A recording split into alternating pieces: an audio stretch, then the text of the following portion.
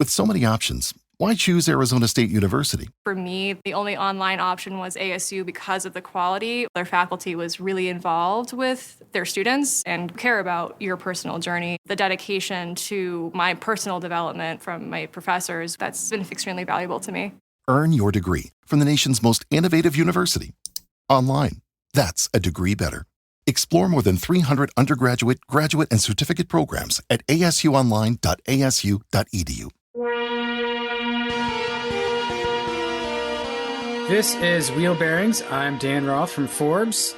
And I'm Sam Abu-Al-Samad from Guidehouse Insights. And Rebecca is off today taking care of her mom. So she'll be back with us on the next episode, which we've already recorded previously. Yeah, exactly. She'll be back with us on the next episode, which we did the last time. Before we get too far into it, we have had a few more Patreons sign up. So let's see. The new ones, new folks that we haven't mentioned. It feels nice to me to give them a little shout out. Yeah, it's always a good thing to recognize our supporters. Yeah, in the beginning of the show. So let's see. We had Stephen, Adam, Gareth, William.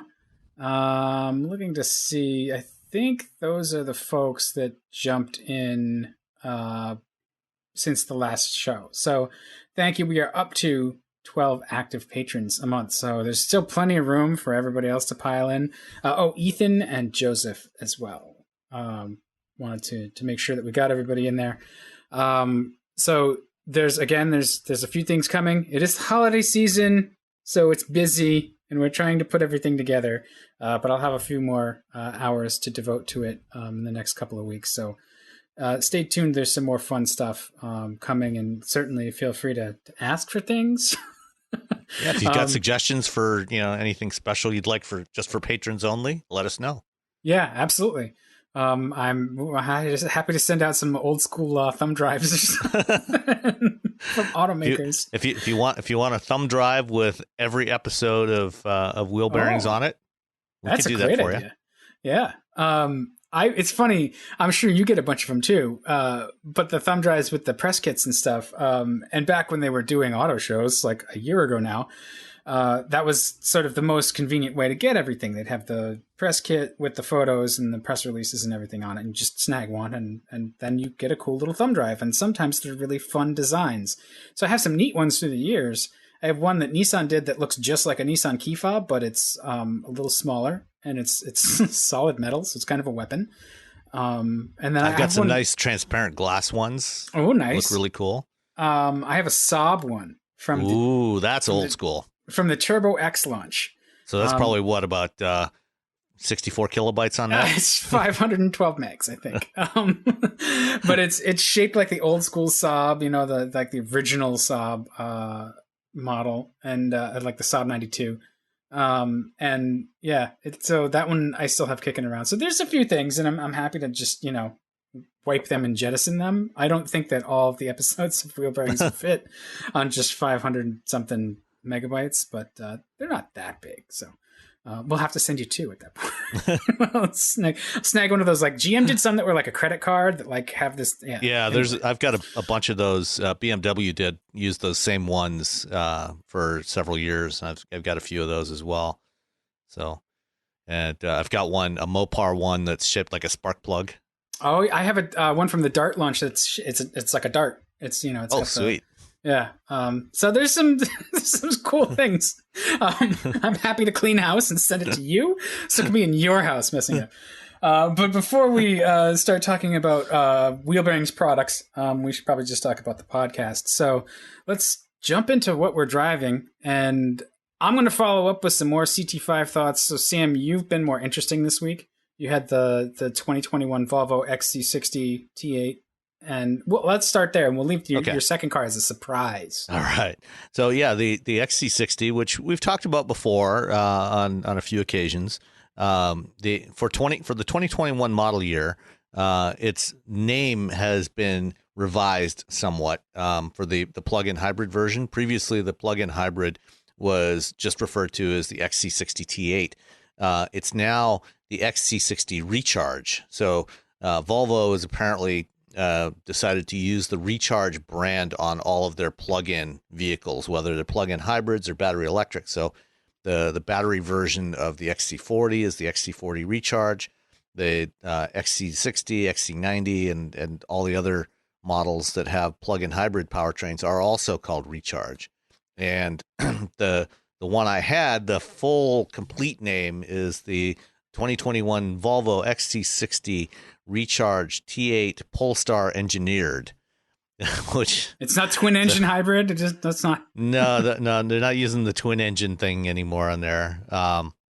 But Polestar Engineered means it's the more performance oriented version, which doesn't actually have any more actual performance relative to any other variant of the plug-in hybrid XC60. But it does have really bright yellow seat belts and big 21-inch alloy wheels with huge rotors and bright yellow Brembo calipers on there. So the brakes and actually they're cross-drilled rotors, by the way. So wow, really still doing cross-drilled these days? Oh yeah, on the really big stuff. Not that something like the XC60 really needs cross-drilled rotors. I mean, it's quick, but it's not. Nobody's going to drive this thing in a way that you need those kind of brakes. But when you've got these big, gorgeous open wheels and your brakes are extremely visible, you might as well, go all in and make them look cool.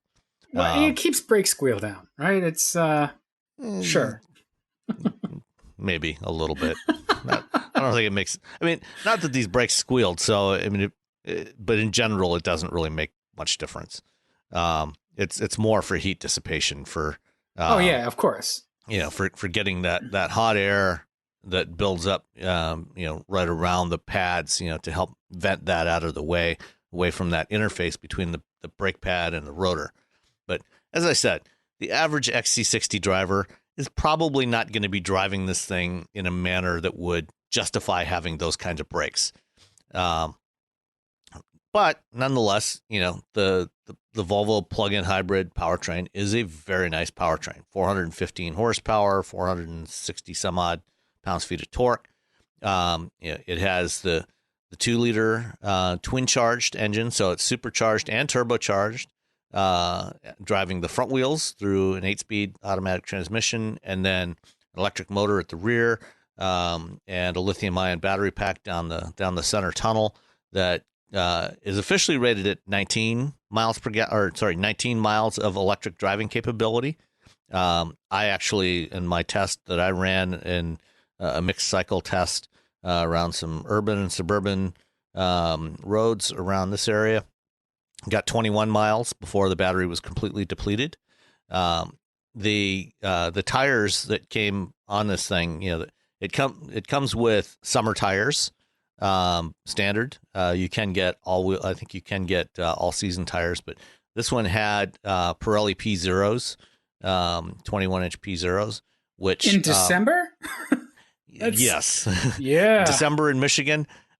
By this point in the year, usually by the time you hit Thanksgiving, it's a good idea to swap out the tire, swap out those summer tires for some winter tires. For the first several days, it was great. And then we got some snowfall, and it was not so great. But once the snow melted the next day, it was fine. But you definitely need to be careful driving around in winter weather conditions. Even on dry pavement when it's cold, you lose a lot of grip. Summer tires, when you get below about 40 degrees Fahrenheit ambient temperature, the rubber starts to get really hard. It's not as pliable, and you lose a lot of grip. So even if even if there's no snow, if it's just cold, you're not going to have as much grip, which means you're going to have longer stopping distances. Your cornering's not going to be as good. So if you have a vehicle with summer tires and you live somewhere where temperatures get below 40 degrees, get a set of winter tires. Yeah, they can be really spooky when the temp gets too low, even if it's dry.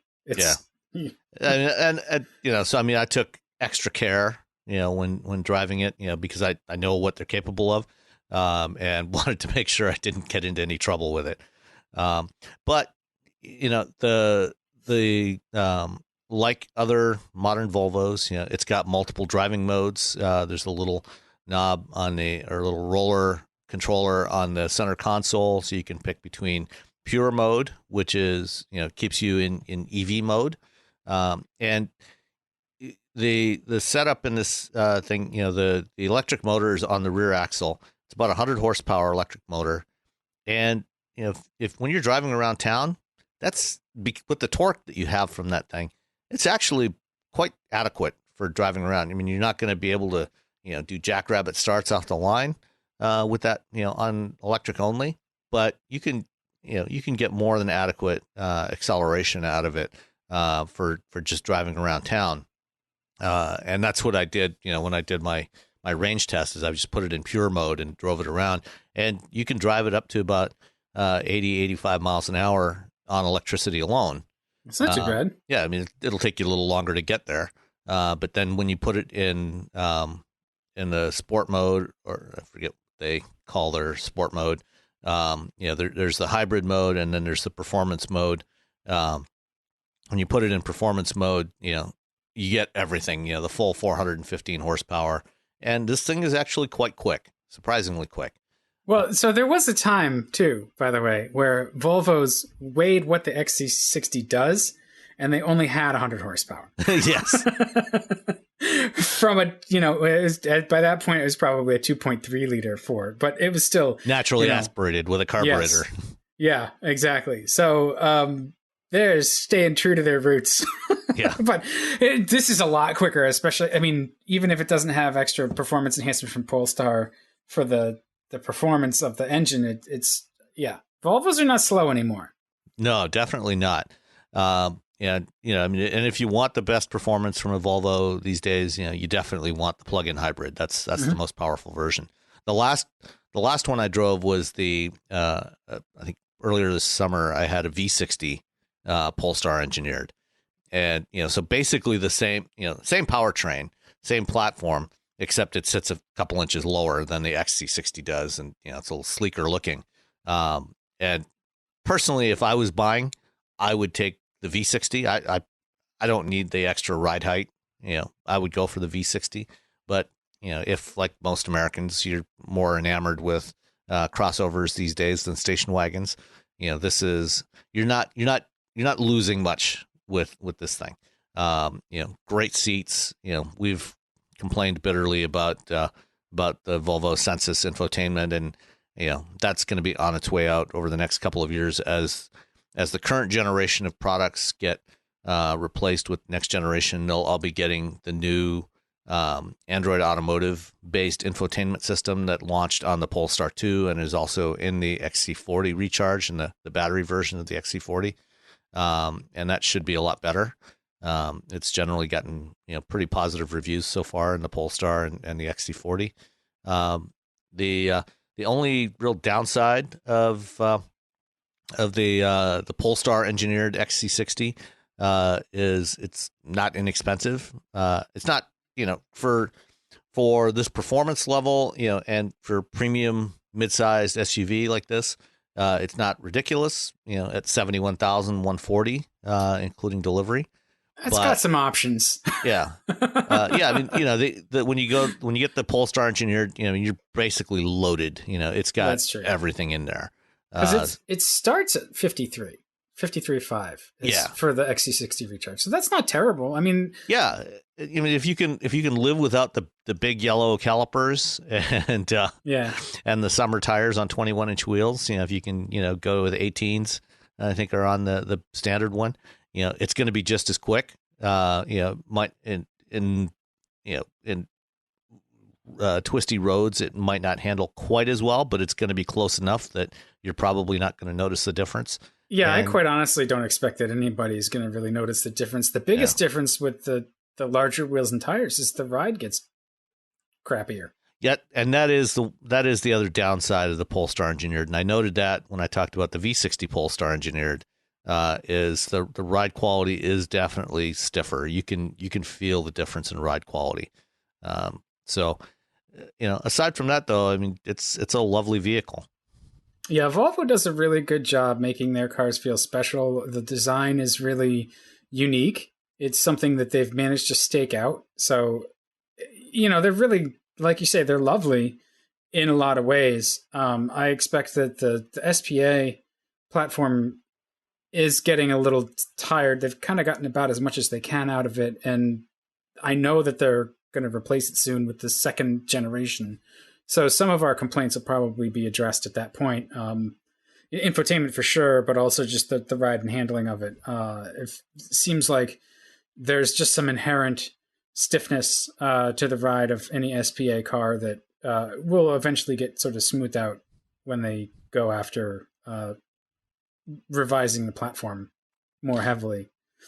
Yeah, we'll probably see the new XC90 by this time next year. It's supposed to launch in 2022, and that's going to be on the SPA2 architecture.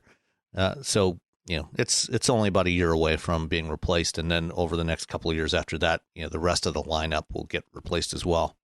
Yeah, and the move to making all of their electric stuff, no matter whether it's plug-in or just full EV, the move to making it naming it all Recharge, I think is actually pretty smart because it's much more consistent. And when you go to the Volvo website, they're pushing all of their electrified models more so than non-electrified. So and I know that everything's going to be electrified very soon anyway, if it isn't already.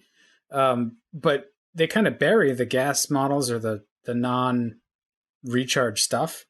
So you go to the page and the first, it just loads up and it's all just the recharge models with the XC40 EV kind of featured prominently. So it seems like they really want to make sure that you tie recharge and Volvo and electrification together. And so it's a pretty smart move to make sure that it's consistently branded.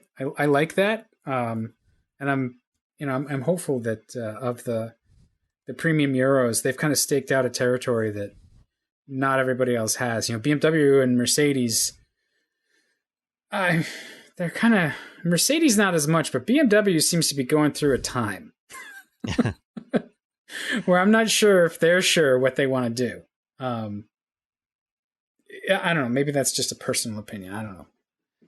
Yeah, I think, they've been kind of BMW's been making a shift also towards more electrification, putting more plug-in hybrid options in all their vehicles. Over the last few years, they seem to waver on the whole electrification thing. But in since their new CEO came in about a year and a half or so ago, they've recommitted to the electrification. So I think we're going to see plug-in hybrid and battery versions of pretty much everything they build over the next several years. Yeah. So and they're all going that way, and that's it's quite good. The driving experience seems like it's actually probably smoothed out by that electric motor in the XC60 in particular, because you're not working that engine as hard off the line, so it takes off strong and smooth, and then the engine can get into the mix later. Right. And it can fill in any lumpiness you get in that transition between the supercharger and the turbocharger. Yeah. And that engine too, it's powerful for its size. It's not the most it's not the most pretty sounding. Yeah. It's fine. It's a little growly. The power is good. But I'm actually surprised that they're using the twin charged version. They could probably get away with just the T5 here, which is it's like 250 horsepower. Yeah, well, I think the strategy in general, from most of the European premium brands, at least until fairly recently, was to use to put in the plug-in hybrid option and use that as more of a performance upgrade than rather than just purely for efficiency, because the feeling was that customers, especially in the premium segments, would be more willing to pay the cost premium, the price premium for that plug-in hybrid more, if they were getting extra performance from it in addition to the efficiency. And so I think that's why they went this way with this generation of vehicles. I think for the next generation, I think we'll probably see them offer more options. They'll probably keep a performance, a twin charged version with the plug-in hybrid, or actually more likely we'll see them use a more powerful electric motor and maybe step back to the just the turbocharged, or maybe even the lower power turbocharged version, the T5 version, with 250 horsepower, and bump up the performance of the electric motor instead. So how's Volvo doing overall? Like, it's a weird year, and I know that the U.S. isn't their only most important market. They're actually, I think China is probably very important. Yeah, China's bigger for Volvo now. They're actually doing quite well in China, and they're actually building quite a few vehicles in China now. So like the Polestar 2, for example, the Polestar 1 and the Polestar 2 are actually both built in China and exported from China globally. So they're doing quite well in China. I mean, they're owned by Geely, big Chinese automaker that also owns. They've got a couple other brands, including Lynk & Co, which is their newest brand, which currently doesn't sell outside of China, but it will be expanding globally over the next several years as well. And they're sharing Volvo's platforms, the two platforms that they've got. The compact modular architecture that they use for the XC40 is also used for the Polestar 2, and it's being used for a couple of Lynk & Co models. And I think the SPA2 platform is also going to be shared with various other Geely brands over the next couple of years. It's probably, I mean, that's pretty smart. We can talk just a little bit about how awesome everything that Geely is putting out there with all their brands seems to be. Like the Geely models themselves are really fantastic looking. I haven't had any experience with them, but our my first exposure to Geely was back in 2007 or 8 at the Detroit Auto Show. It was the first time that Chinese brands came to the Detroit Auto Show, and there was a couple of different brands down there, including Geely, and their cars were just a joke. I mean, they were so atrociously bad. They were unattractive, but they were really poorly put together. They just looked so terrible. And, but everybody figured that sooner or later, the Chinese automakers were going to get their act together. And, within a couple of years after that, Geely had bought Volvo from Ford. Ford sold it off after the recession, and Geely has been an amazing steward for the Volvo brand. They've invested heavily in the brand, and given them their own platforms. They completely re-engineered them from the ground up. They've got great design. New. They got new powertrains that were, previously Volvo had been sharing powertrains with Ford. They developed this new 2-liter engine family from scratch, and they had both gas and diesel versions. The diesels were obviously never sold here, but and then they are sharing Volvo technology with some of their other brands like Lynk & Co, which is Lynk & Co is interesting because they launched that as a subscription only brand. So they're not selling them and selling Lynk & Co vehicles in the traditional way. They're doing it by subscription, much like the Care by Volvo program that's available here in the U.S. That they have. And that's one of the few subscriptions that's kind of still hanging on. It's one of the only ones that's actually working. The XC40 has been doing quite well with the subscriptions, and the XC60 is available through subscription now as well, at least a couple of variants of it. So it's and also the XC90. So I think they've learned a lot, and they've been evolving their business model, evolving their products, and I think that they're in a good place. Yeah, and so that's good for them. We'll continue to see Volvos. Yeah. because all of the other stuff seems to be working. They're a pretty decent juggernaut. I think they're one of the top kind of auto conglomerates in China that has it figured out. I know there's a lot of companies and brands that are going to come our way in the next decade. Yeah, we'll definitely be seeing more from Chinese automakers. Yeah, I'm excited for it. It'll be interesting. They definitely have a different way of doing things, and for so many years, with the U.S. being the top market, we were, our tastes and desires and stuff sort of dictated what the rest of the world got to a large degree, and that seems to be maybe shifting a little bit because China is a larger market. So I wonder what effect that's going to have on the cars that we see. So, yeah, if any, yeah. So the other thing that I've had, right, I was just going to move us on. Carry on.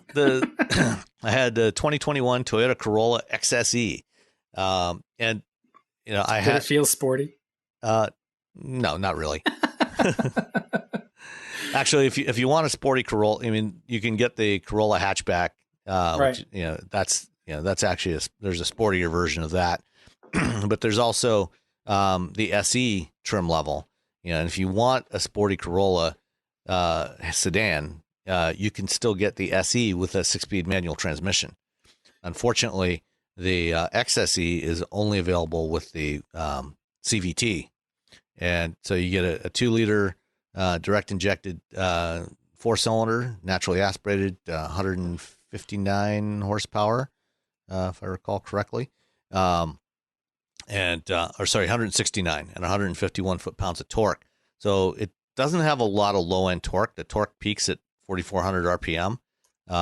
So one of the advantages, with some of the competitors to the Civic, to the Corolla, the Civic, you have the 1.5 liter turbo, that's what we have. Is we have a Civic with a 1.5 turbo, and that's got really good low-end torque. The 2 liter in the Corolla is adequate, but it's kind of lacking in low-end torque, which is problematic with the CVT, because the CVT is going, when you get into it, try and drive, with any kind of aggression at all, it's going to rev the engine up, to try and get it closer to that 4,400 RPM torque peak. And the engine kind of makes some noise at that speed. That's not necessarily the most pleasant. It's not the most refined drivetrain. It's smooth, but it doesn't sound great. The way Toyota does CVTs, it's the classic motorboating control strategy, where, it goes up, revs up to a certain speed and just kind of hangs there as the vehicle accelerates, which is, that's kind of the CVT type control that most people don't really like. Aside from that, the rest of it's really nice, for the 21 model year. I had one of these last year, and this year they upgraded the infotainment system, so it's now got support for Android Auto in addition to Apple CarPlay. One odd little thing that I noticed when I first got in and I went to hook up my phone, I looked around. There's a wireless charging pad underneath the dashboard. So at the front edge of the console, there's a little wireless charging pad area, and I didn't see a USB port around. I opened up the center armrest in the storage area there, found a USB port there, plugged it in. Wasn't recognizing the phone. It was charging, but it wasn't recognizing it. And turns out that's just a charging port. I actually had to go into the manual, and actually it wasn't even in the manual. I didn't find it in the manual. I actually had to look online to find that there's a second USB port that's up underneath the dash. So when you're sitting in the driver's seat, you can't actually see it.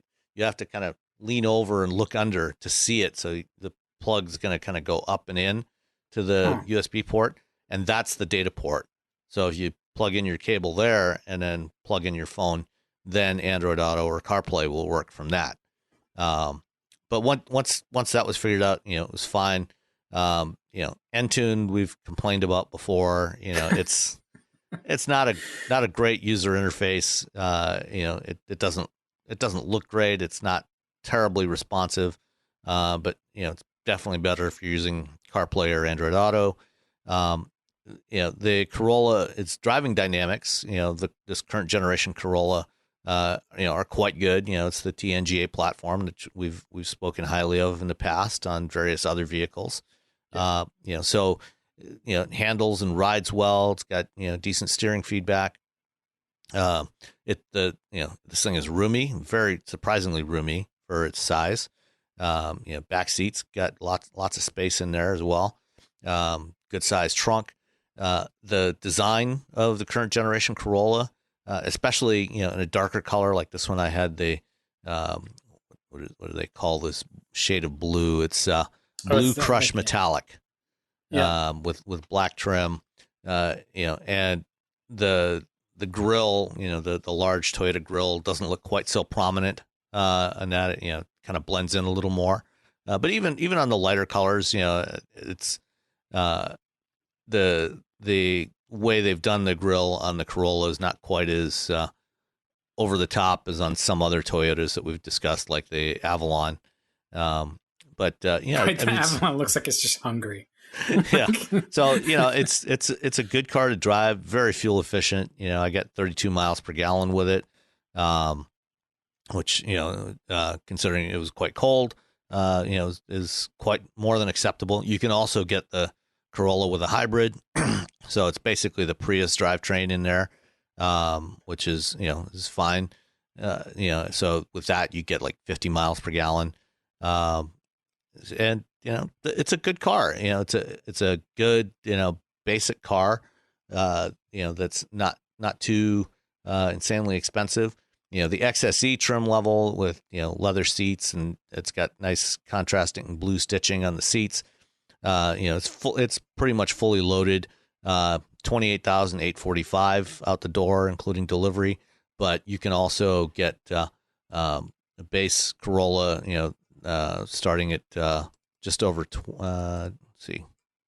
23,000, or no, sorry, for the L, it's 19,925. So it's going to be 21 grand with the delivery charge for the L. The hybrid starts at 23.5.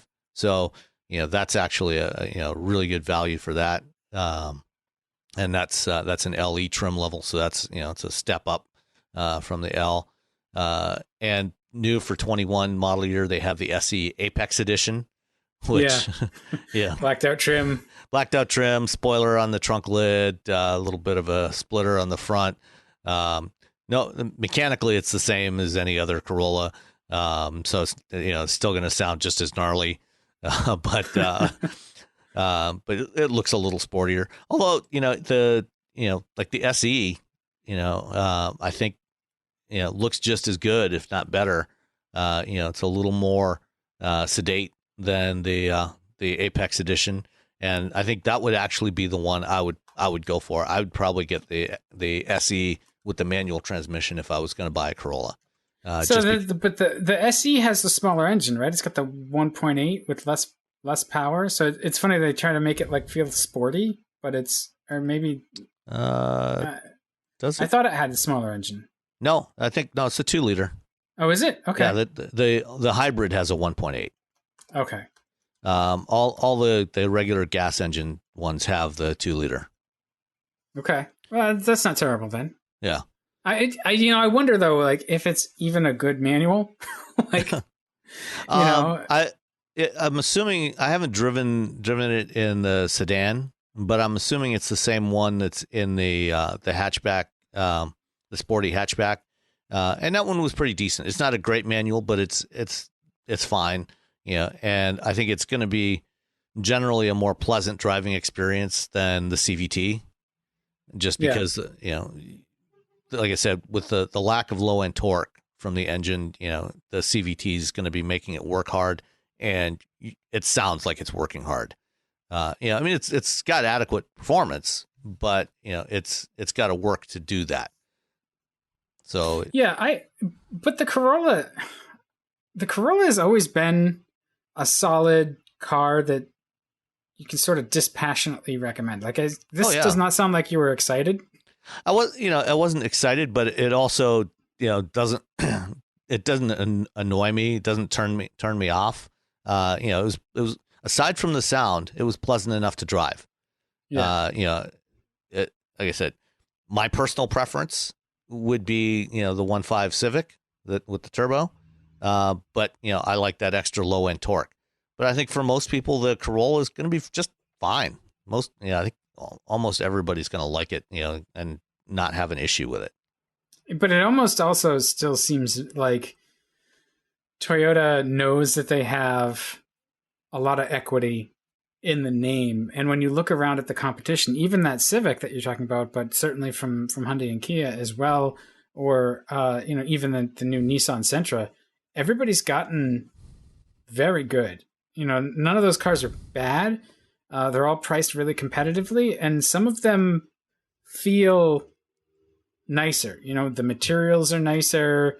I do think the Corolla actually goes down the road nice. I was shocked at how good its steering is. The current gen Corolla, it's at least in the upper trim levels. I haven't driven an L or an LE, so I can't comment on those. But the XSE, the SE, they have really nice trim inside, nice materials. It looks good, feels good. One of the things I do really like about the current gen Corolla is the belt line. When you look at it in profile, the belt line dips down towards the front, and it's actually and then right at the front edge of the door, kind of tilts back up again.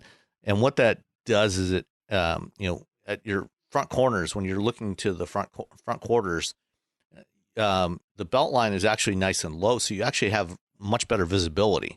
So rather than just having a straight horizontal line across the bottom of the glass, it's actually cut down more, kind of, in a similar kind of way to, what you find, on the Ford F-Series trucks, where it's got that notch at the front, so the glass dips down further.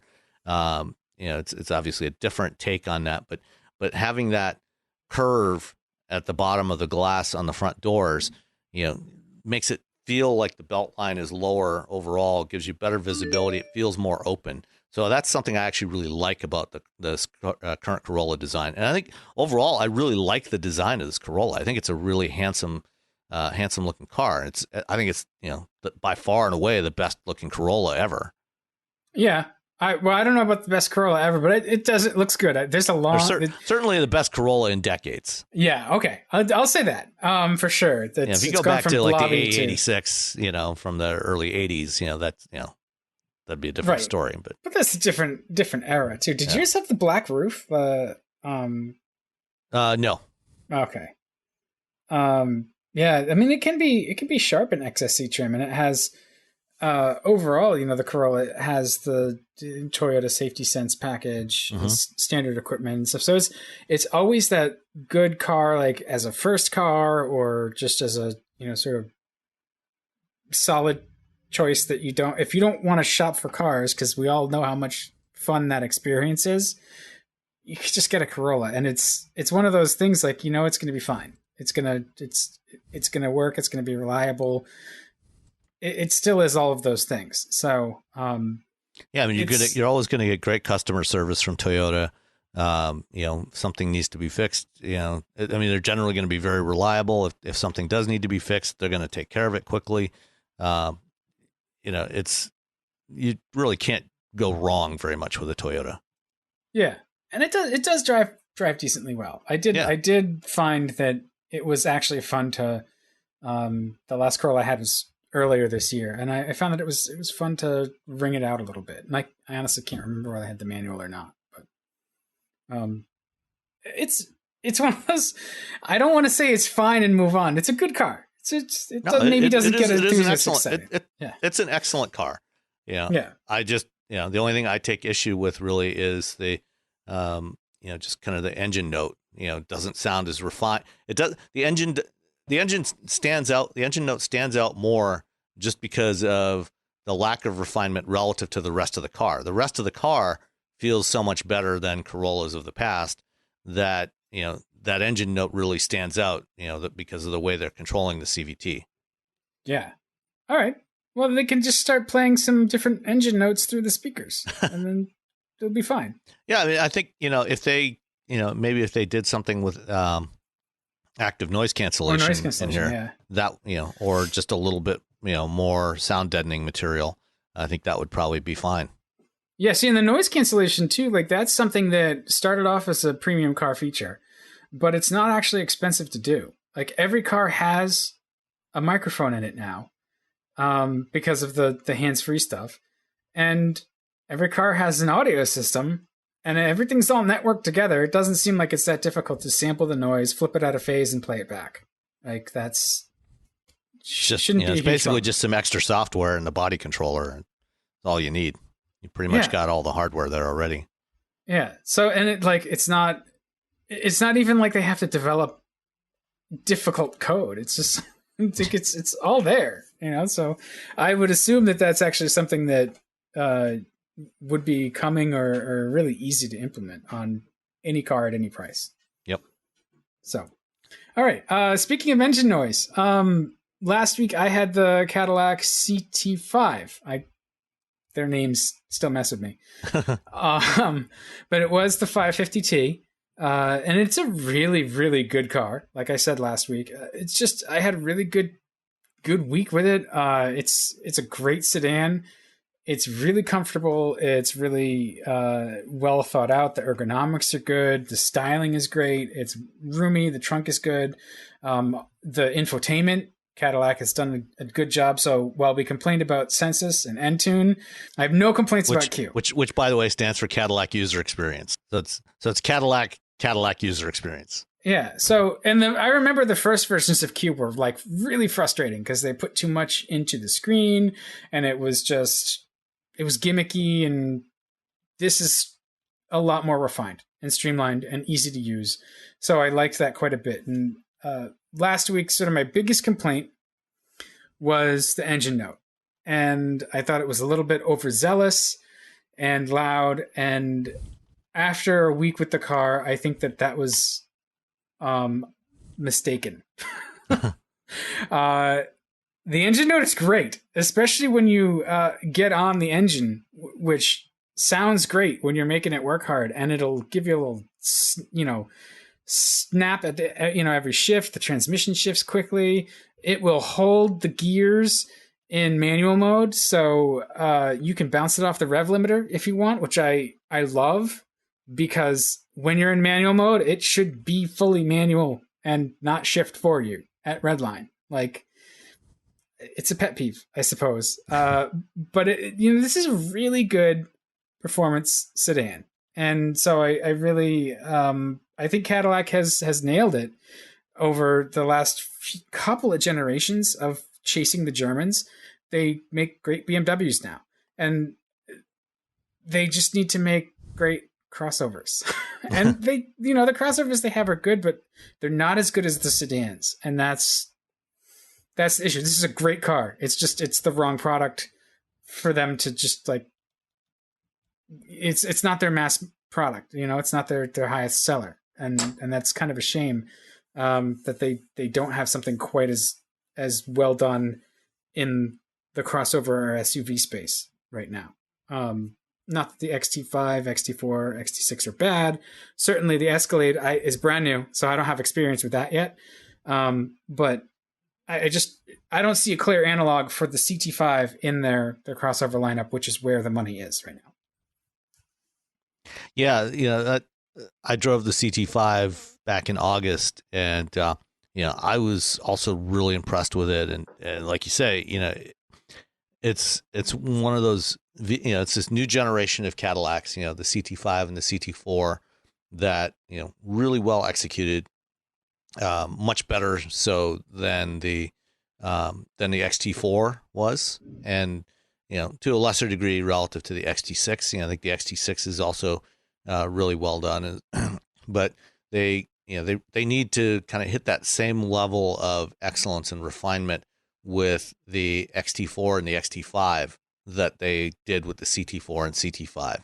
And I think, the XT5, I think, was probably the next gas engined Cadillac, next new gas engine Cadillac we'll see, probably in another year or two. And it may, may well be, one of the last gas engine Cadillacs we see. They're moving aggressively towards electrification. By early part of 2022, we're going to see the Lyriq, which is going to be their first EV, that EV crossover. Who knows? Maybe the Lyriq will even replace the XT5 in the lineup. And I think when that one launches, I think that's going to really, that's going to be the make or break for Cadillac as a brand. They need to hit it out of the park with that one. Yeah, and it must be frustrating to be inside Cadillac and hear us say stuff, because I'm sure they listen, because I mean, who doesn't? But it must be frustrating to them to hear us say things like, well, their crossover lineup is lacking right now when there's stuff coming, and then it's just like, you just wait. It's almost like the wait till next year kind of thing for sports teams. Like we're almost there. There's great stuff coming. No, I can't talk about it, but you'll see it very soon. And I feel like that's sort of where we are with Cadillac. I'm sure that the next step is going to be good stuff. I want them to get there. Yeah. Smartphones have gotten way more expensive over the past decade, and all it takes is one impact on a hard floor to make you wish you had spent a few bucks to put a case on it. Going online without ExpressVPN is like not having a case for your phone, and it only costs a few dollars a month. Nicole, Robbie, and I travel a lot for our work, and we spend a lot of time in hotels, coffee shops, airplanes, and of course the Delta Sky Club. Connecting to the Wi-Fi in any public places with shared Wi-Fi puts your data at risk because bad actors could be intercepting what you send and using it to steal from you. It only takes some cheap hardware to intercept Wi-Fi data, and even a smart preteen can do it. Hackers can make up to $1,000 per victim selling personal information on the dark web. ExpressVPN stops the bad guys by creating a secure, encrypted tunnel between your device and the internet. ExpressVPN uses state-of-the-art encryption that would take a supercomputer up to 1 billion years to crack. I have ExpressVPN on all my devices, including a MacBook Pro, Windows laptops and desktops, and Android and iOS phones and laptops, or tablets. When I want to be secure, I just launch the app, click once to connect, and my data is secure. As I said, I travel a lot for my work, and I have to connect to countless public Wi-Fi networks in many countries. I have ExpressVPN on all my connected devices so that whoever else is on the same network can't see any of my data. That's important because I often have to check banks, credit card accounts, and transmit client data that might be sensitive, as well as filing articles on news that might be under embargo.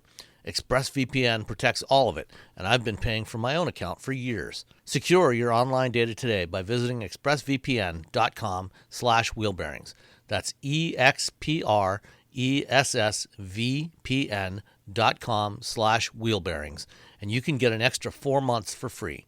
expressvpn.com/wheelbearings. We've been waiting a long time for the Bronco and the Bronco Sport. Gonna have to wait a little longer for the Bronco. Yeah, the big Bronco got pushed back a few months, so it's going to launch in the summer now instead of the spring. They had some COVID-related supplier issues that pushed back the launch of that. But the Bronco Sport is shipping now. It's available. In fact, in their November sales report, they delivered 22 Bronco Sports. So the first couple of truckloads have hit customers, and I think in December we'll see a whole bunch more. We've talked about this before, how Ford has split their compact crossover lineup with this generation. In the past they had one compact crossover with the Escape, that tried to be everything in that size segment, and this year, or this time around, they split it into two fairly surprisingly distinct vehicles off the same architecture that are, each one is more focused on a particular part of the market. The Escape is much more car-like than it was before. It's really more like a tall Focus now. And then they did the Bronco Sport, as part of the larger Bronco family, but it's the more rugged off-road oriented version, from the same architecture. But as soon as I got on the road with this thing, I almost immediately realized how different it actually feels from the Escape. It's actually got a slightly shorter wheelbase. It's about an inch and a half shorter wheelbase than an Escape. It's about 5 inches shorter overall than the Escape, 5 or 6 inches shorter overall, and about 4 inches taller, and has, the base version, has about an extra inch and a half of ground clearance relative to an Escape. And then, more if you get, like the Badlands version with the big 29-inch wheels on it. It also looks totally different from an Escape. It looks nothing like an Escape. It's much more, the little brother to the big Bronco. It's got those Bronco cues with the round headlamps and, the horizontal grille, the Bronco, the name Bronco in the grille. And, it's taller than, it's got a taller roofline than the Escape. Less sleek looking, more upright windshield. Which is great. Boxy but good. Yeah, it does look great. Right, and as we talked, during the summer when they did the preview of the Bronco and Bronco Sport, when I talked to some of the designers, and put a link to that episode in the show notes. Had an interview there where they talked about some of the things they did with the interior design. Part of one of the things with the Bronco Sport, it's got this stepped roof, kind of like the Land Rover Discovery had for many years. And the reason why is they looked at how people wanted to use a vehicle like this. A lot of customers that would want a vehicle like this, want to take their mountain bikes, and use the Bronco to get them out to the trailhead, and then but they don't want to leave their expensive mountain bikes, on a rack, on a rack on the outside of the vehicle. They want to put them inside. So they raise the roof line enough so that you can actually put the bikes inside, and one of the accessories you can get is this Yakima bike rack that mounts on the inside. You fold the back seats down, and you can put 2 mountain bikes inside the vehicle. It's also got things like, when you open the tailgate, there's a couple of LED flood lamps in there. So, your campsite, you can open up the tailgate and, have light there. It's got, they've returned to the separate glass on the tailgate. So you can open up the rear window separately from the rest of the tailgate. So, if you've got a surfboard that you want to hang out the back or something like that, you can have that hanging out the back, just leave the rear glass open, but have the tailgate down. Or a disobedient child. Yeah, whatever. Yeah. So, a lot of really nice details. It's, tons of headroom inside because of that extra tall roof. Driving it, it does, even though it has the exact same engines, the 1.5 liter 3-cylinder EcoBoost, and the 2 liter, it feels distinctly different overall on the road from the Escape. It's a little bit taller. It's got a little more wheel travel. Same layout of the suspension, struts in the front, a multi-link setup in the back. But a lot of the parts are actually different, and it rides well. No complaints about the ride. The drive route we had, was a mix of highway and suburban roads and some city streets, and also some unpaved gravel roads, through some rural areas, around northern Oakland County here in Michigan. And it was great to drive, for the most part. Not much in the way of steering feel, even less so than the Escape. The steering kind of felt over boosted, and there was not really much in the way of feedback. But the other thing is, it also it was louder inside than the Escape was. It felt noticeably louder. I mean, I hard to say for sure without driving them back to back, but I don't seem to recall the Escape being quite this loud inside. It wasn't cacophonous, but Is it like wind noise and road noise, or is it engine noise? More road noise, not so much wind noise. It seemed like there was less sound insulation in it than you would find in an Escape. There's that, and also the materials, more hard plastics on the inside of the Bronco Sport, and so it doesn't feel it doesn't feel as premium as an Escape does, which actually may be fine. I know there's been in some of the reviews there's some complaints about that. I think given the nature of the type of vehicle this is, the use case, you want durable materials inside there. The Bronco Sport, unlike the big Bronco, doesn't have removable doors or removable roof, but it definitely feels a bit more utilitarian than the Escape does, which, as I said, is not necessarily a bad thing. It's just it's a different kind of feel to it, and it's a good I think for what it's designed to be, I think it's really good. I think it executes really well. We also got a chance to drive it, at the Hollyoaks ORV park, where they've got all kinds of trails and different kinds of surfaces, doing some rock crawling and, going up really steep, like 20% grades.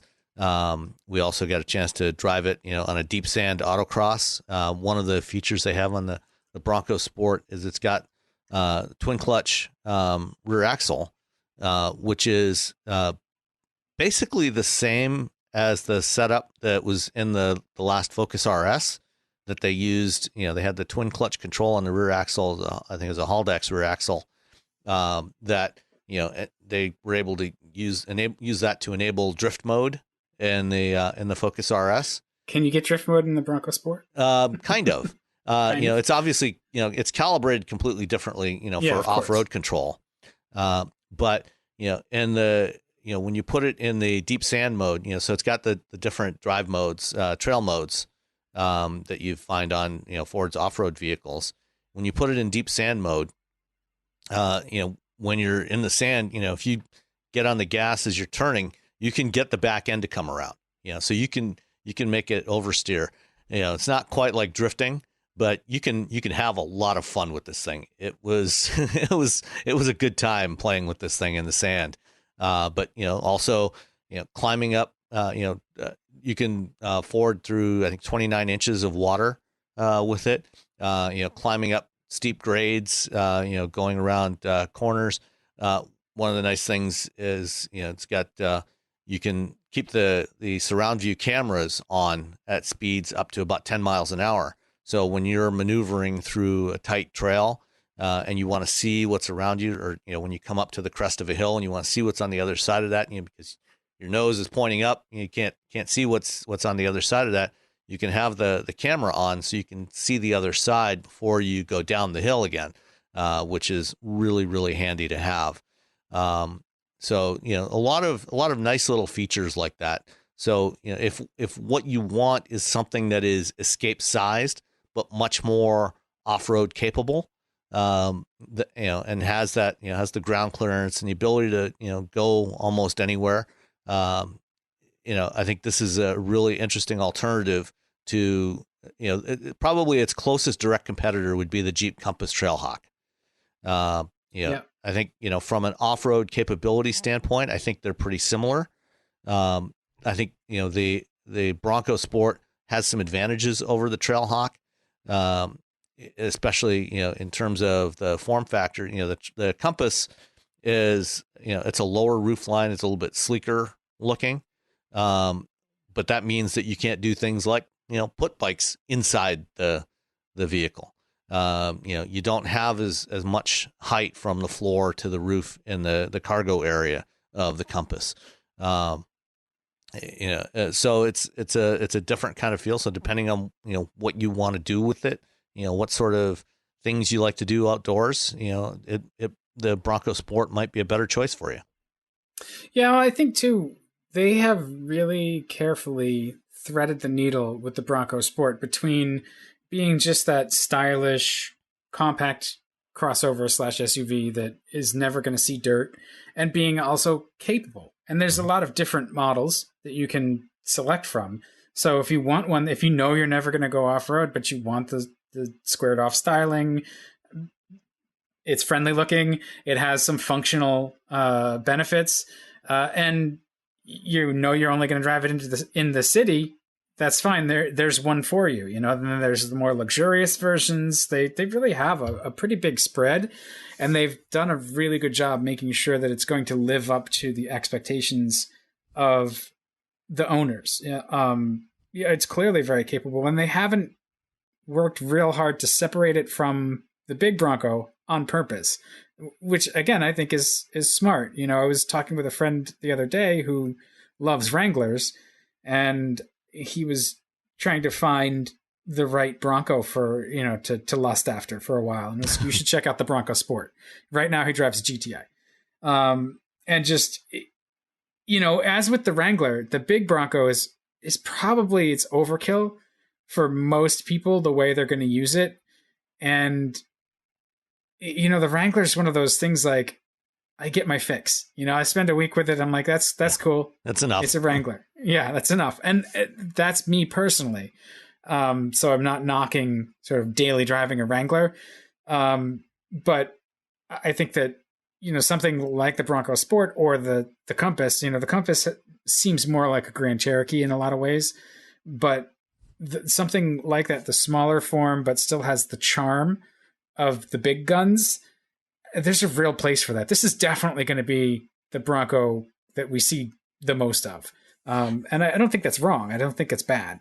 Yeah. Oh, and you know, it's a good point you make. You know, that's actually a good comparison. You know, the Compass is much more like a baby Grand Cherokee.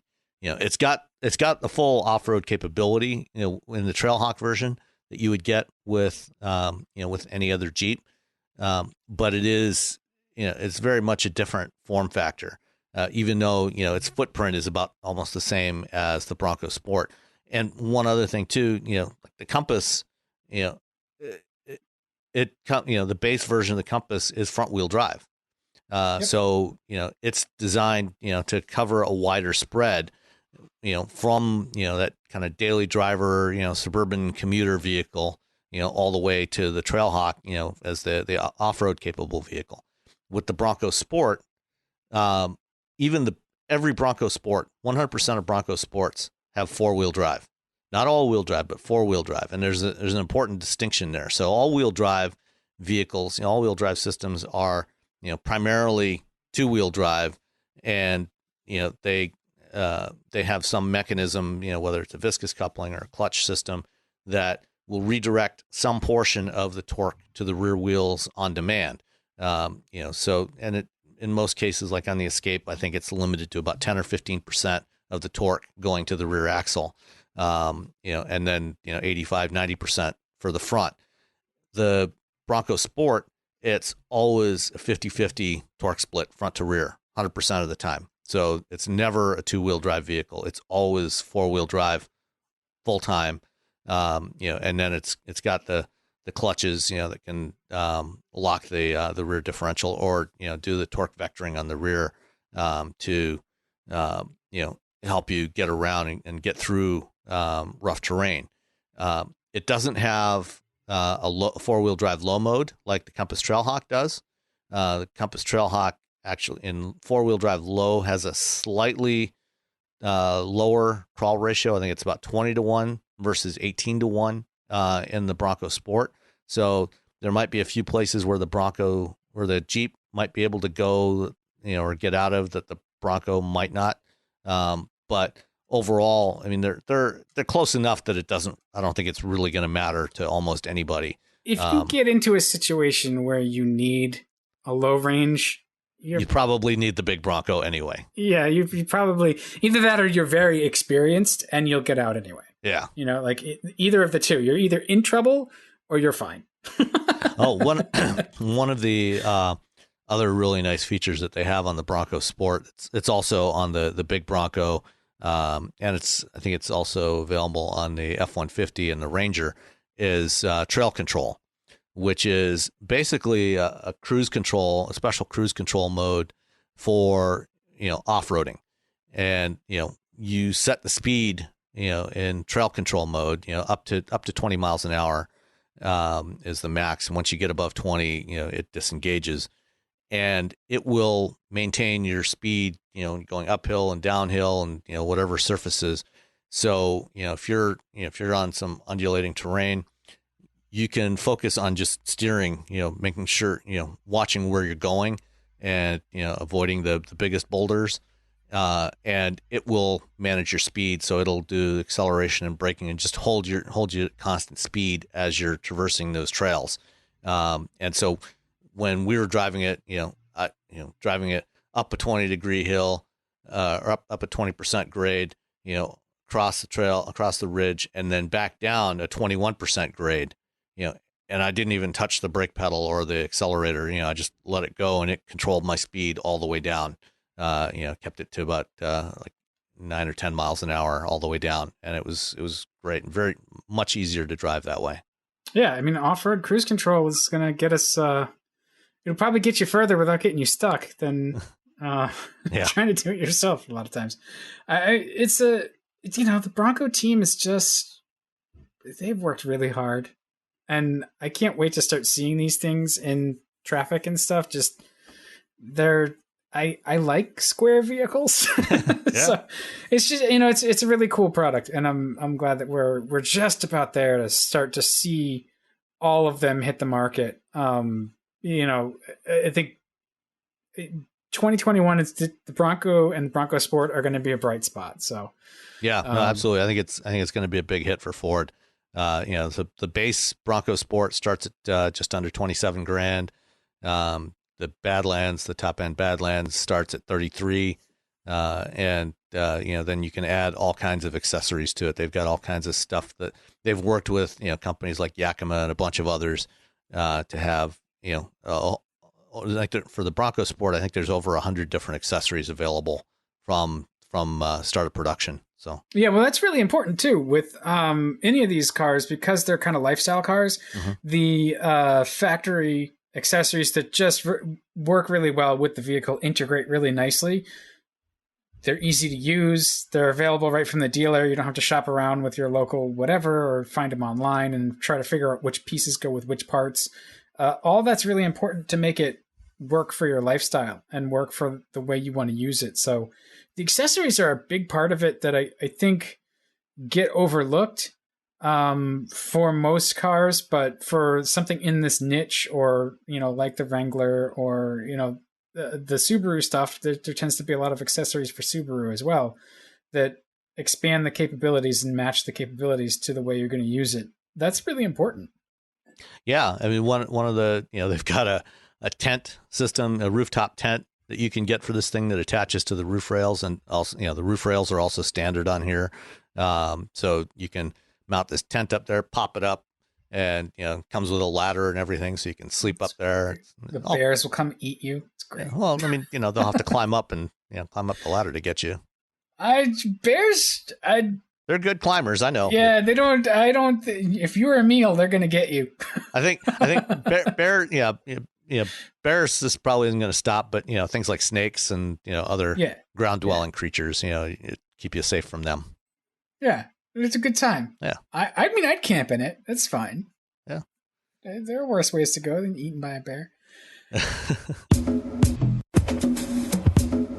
It seems like Uber is giving up on self-driving cars, among other things. They seem to be giving up on a lot lately. But they sold off their division. Yeah. So over the past year or so, actually, past year or so, even before the pandemic started, Uber's been getting out of some of the business areas that it had expanded into, like its micromobility service, the bikes. They sold that off to Lime, I think. Yeah, I think that's right. Yeah, they sold the jump bikes off to Lime, and the scooters. They are in the process of selling off Uber Elevate, their urban air mobility division, to Joby, which is a startup that's building an urban air mobility vehicle. And this past week, they announced that they were selling off the Advanced Technology Group, which is the group that was developing their automated driving system, to Aurora, which is kind of interesting. Aurora is the company that was started a few years ago by Chris Urmson, Sterling Anderson and Drew Bagnell. Drew was formerly with Uber ATG. Sterling Anderson was the original head of the autopilot program at Tesla.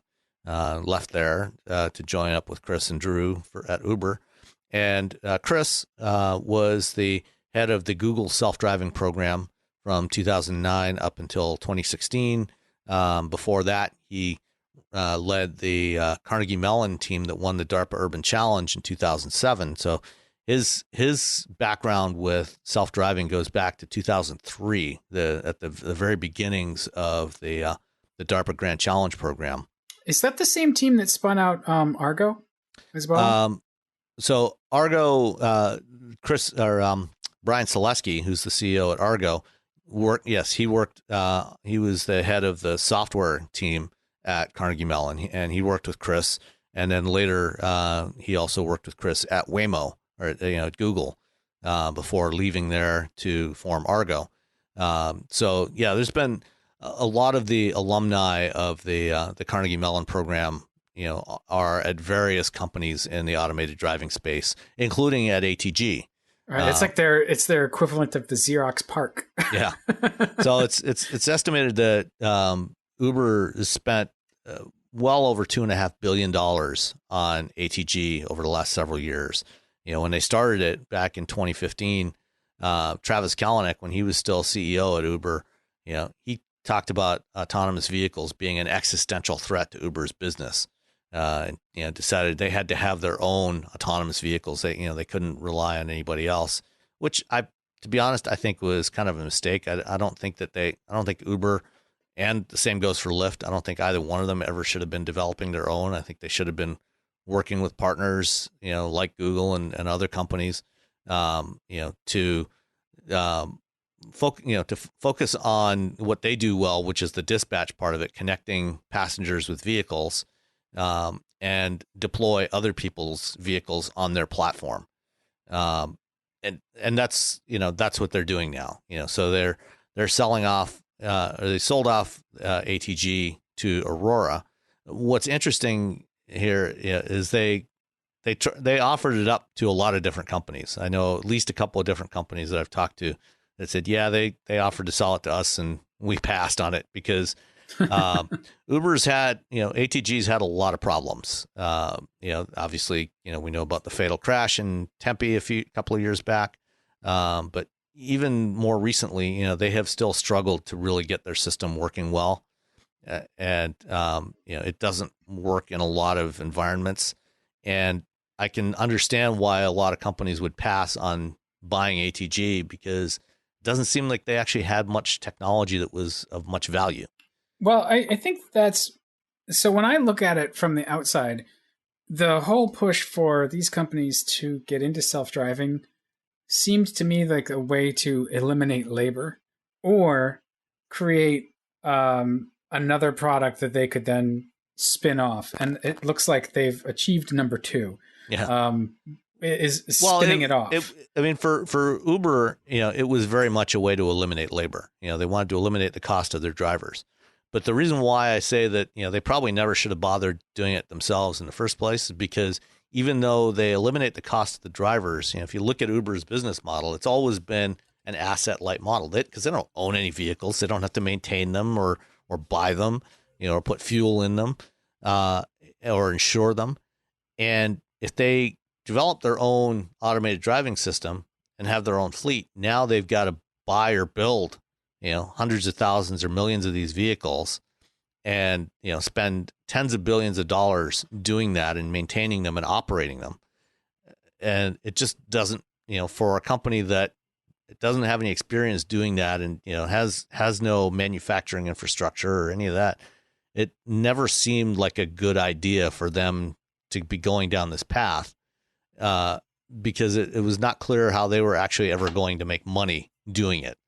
As opposed to, somebody that's already got factories and knows how to build vehicles and has, let's say dealers, that they can rely on to do service and maintenance of their vehicles. So it never made sense for Uber or Lyft to be in this business, but they did it anyway. and now they're getting out of it. What interestingly, Aurora is not paying Uber any money for ATG. They're Right. They in fact are getting $400 million because as part of the deal, Aurora is taking full ownership of ATG, and Uber is investing another $400 million into Aurora. So when this is all set, and it's an all stock deal, Aurora is issuing shares to ATG's shareholders, which are Uber, and then their minority shareholders, which are Toyota, Denso, and SoftBank.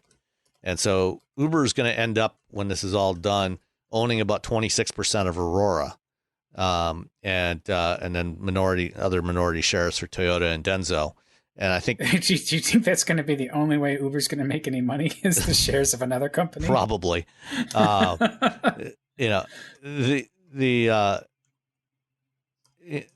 other thing is, ATG's got over 1,000 employees. They don't really seem to have any technology that's of huge value to Aurora. My guess is that, and the other thing is Aurora, we've all heard about what the toxic environment is like at Uber over the years. Aurora's core values, include things like no jerks, and setting reasonable goals.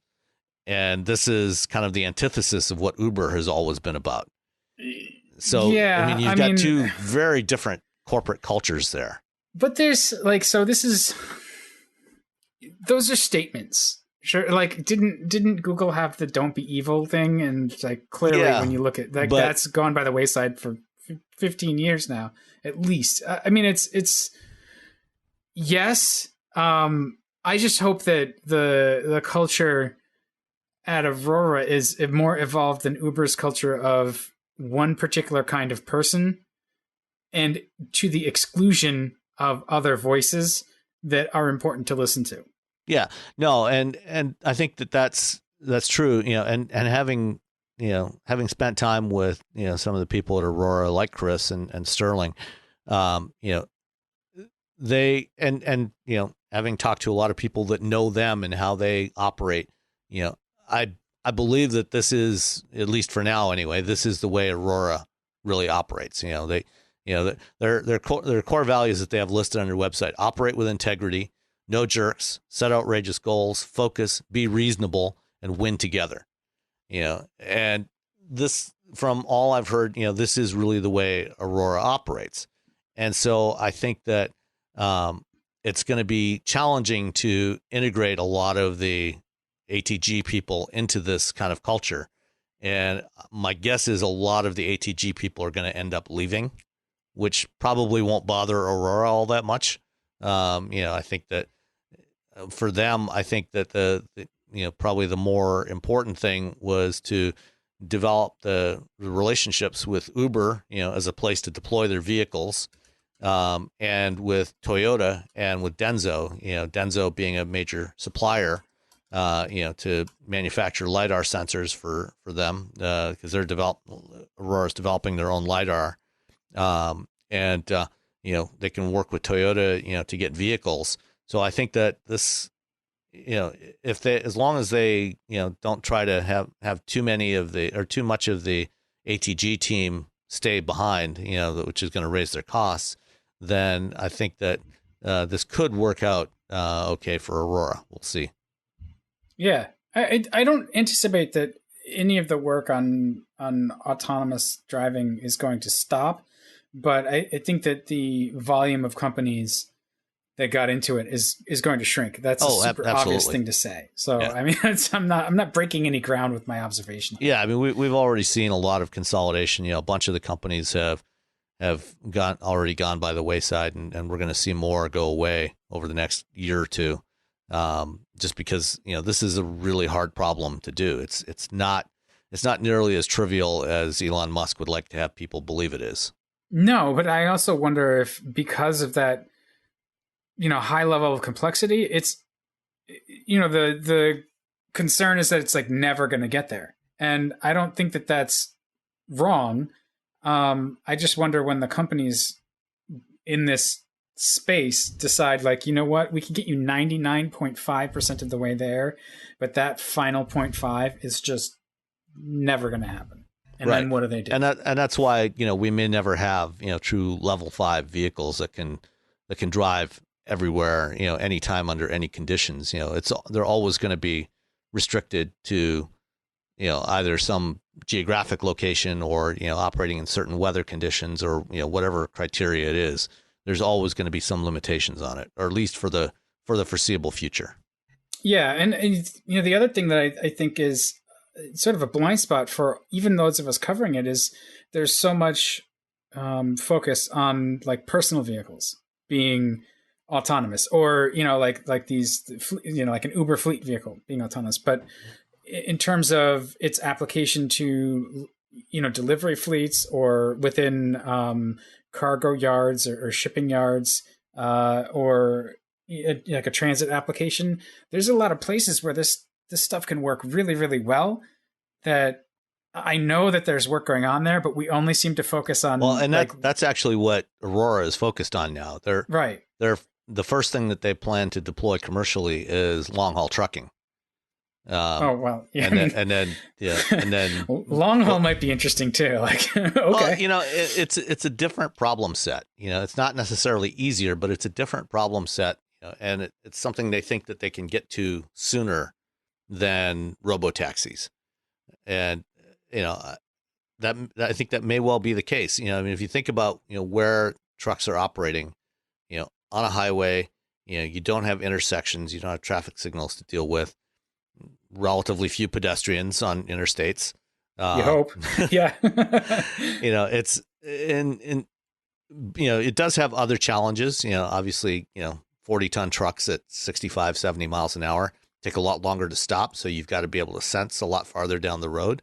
But it's so it's a different problem set, but it's one that maybe they can make work and have the economics work out better for them in the short term. Yeah, well, I mean, the reason why the economics would work out better for them is because there's companies that would invest in it, on a regular basis. They'd make a large purchase, so it wouldn't be just one, and it wouldn't be just 12 years in between.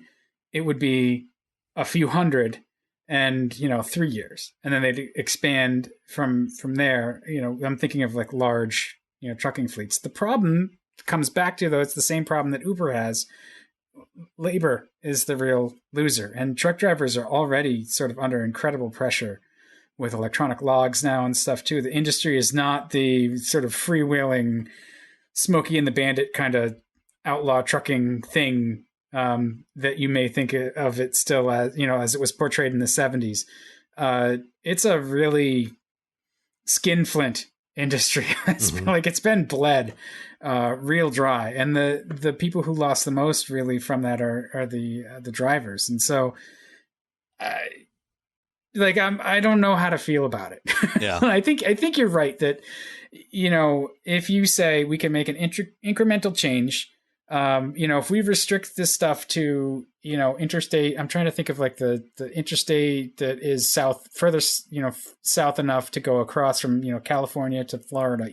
I-10, I think. Yeah, I was gonna say if you restrict it to close enough to the equator, so it's going to run into rain but not snow. You can probably work the weather out of the equation, and then you can figure out how to do drop off some pickups. So where does it leave the trailer?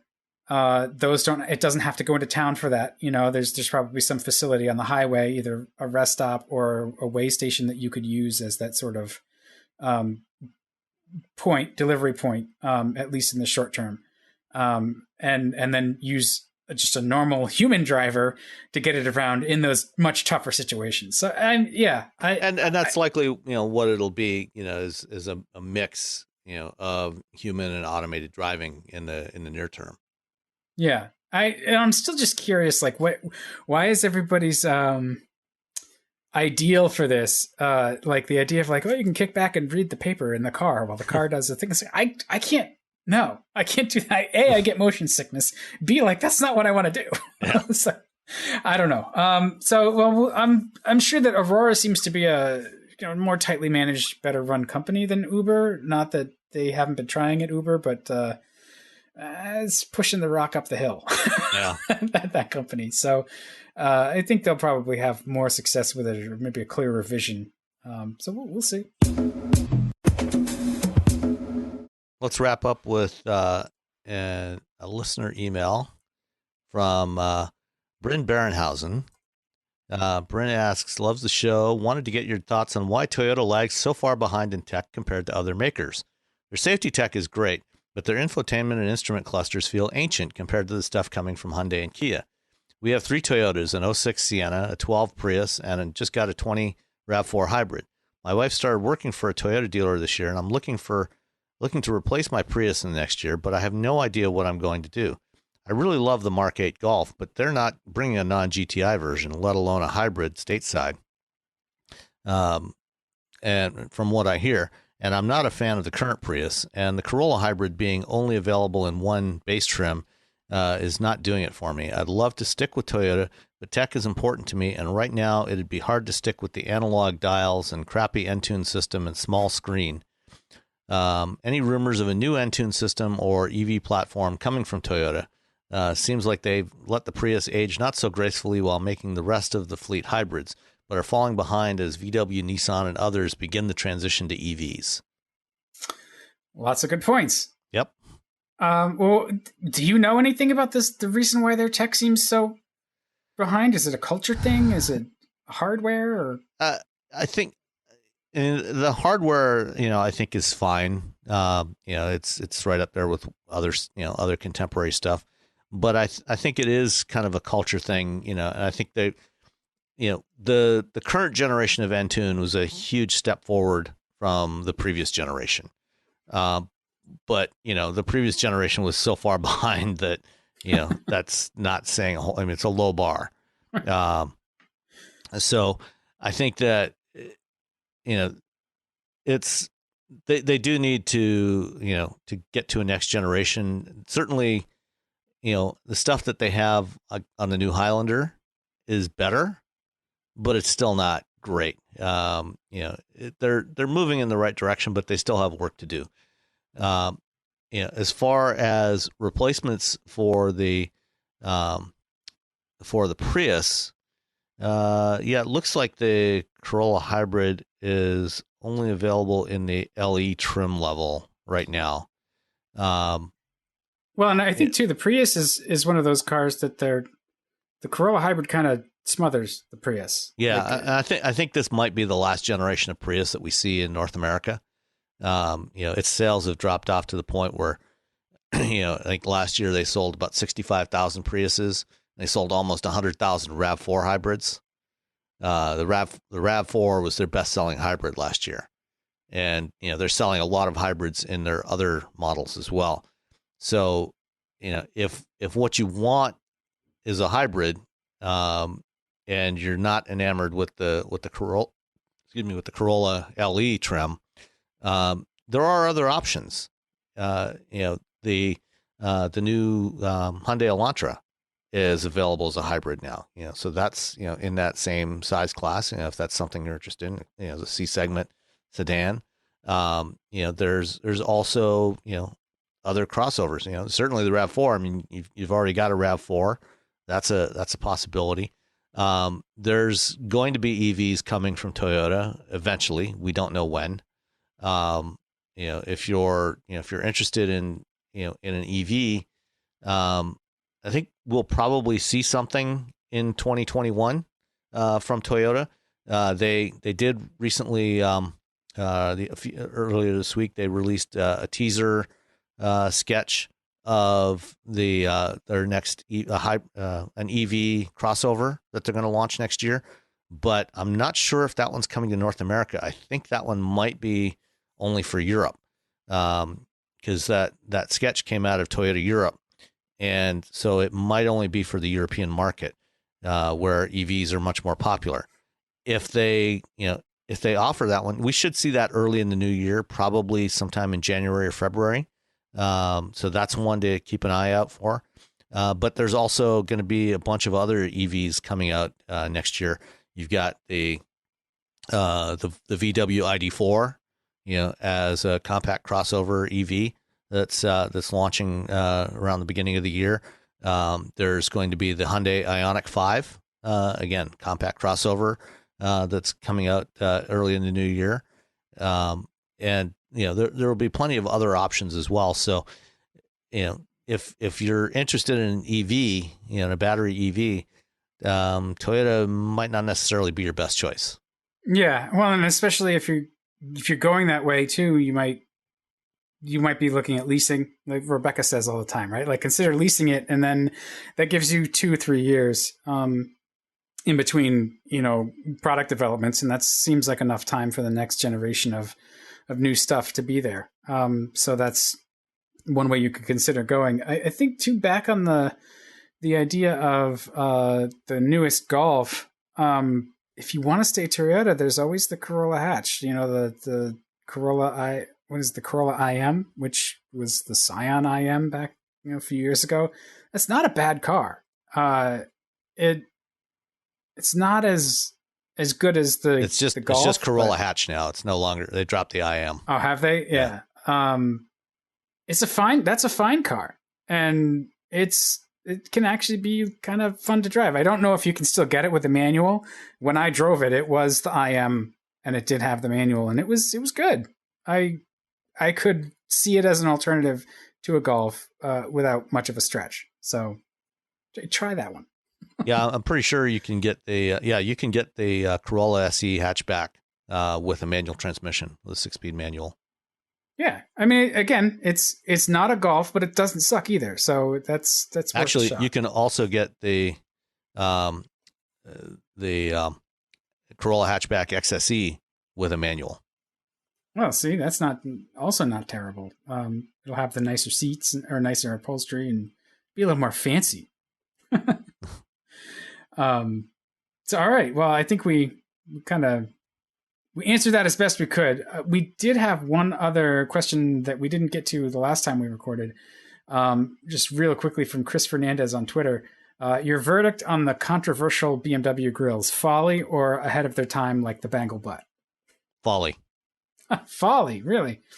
The Bangle butt also, eventually faded away as well. So I think the original Bangle, sort of the bustle back look of that 7 Series from, what was it, 2002? Not good. No. It took them a few tries to make that, sort of figure out how to make that stick. And that's good in the sense that you do want to push design in different directions. I'm glad that they did it. I didn't like it. I liked what happened later once they figured it out and refined it.